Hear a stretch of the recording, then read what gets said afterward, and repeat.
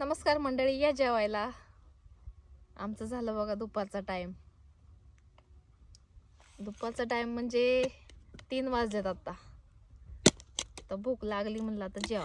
मी जेवायला काय आणलंय, वाटाण्याची चटणी आणि पातळ भाजी बटाट्याची. वाटाणा आणि बटाटा काय होतं, नुसतं चटणीवर काही भागत नाही. तर चपाती आणली, भाकरी पण आणली.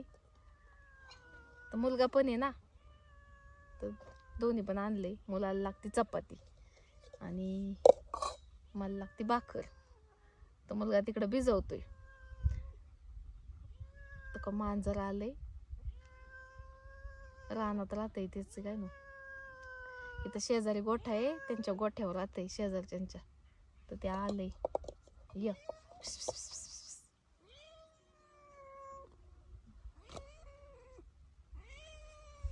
बघायचं का तुम्हाला? आलं चपाती खायसाठी. दर खा खा खा. हाय का नाही? मुख्य प्राण्याचं बघा, आता हे अचानकच आलंय. तिथं असतं, तिथं शेजारीच आहे राहिला. आमच्या शेजारी रानाच्या गोठा आहे त्यांचा. आणि तिथं म्हणजे त्या मालकाने एक गडी ठेवलेलं आहे. तर तिथलंच आहे बहुतेक. असं कधीतरी येतं ते, म्हणजे मी जिथं असेल तिथं येतं. आता काय बघा, त्याला मी काय म्हणजे घेत नाही, काय नाही. फक्त कधी आलं तर आपलं असंच चपाती भाकर टाकायची, ते खायचं. आणि पहिल्या गाया होत्या आमच्या, तेव्हा ते गोठ्यावर यायचं. नेमकं धार काढायच्या टायमाला यायचं हे मांजर. मग आपलं थोडंसं दूध ठेवायचे ना, त्याचीच जाण ठेवली. तर आज मी आत्ता, गोठा आमचा बराच लांब आहे आणि मी इकडे शेवटच्या आमच्या म्हणजे एकदम शेवट वाटणी आहे ह्या कांद्याची, तिथे आहे. तर ती हिता आलं, खाल्ली चपातीवर. अजून देऊ अंदर खा.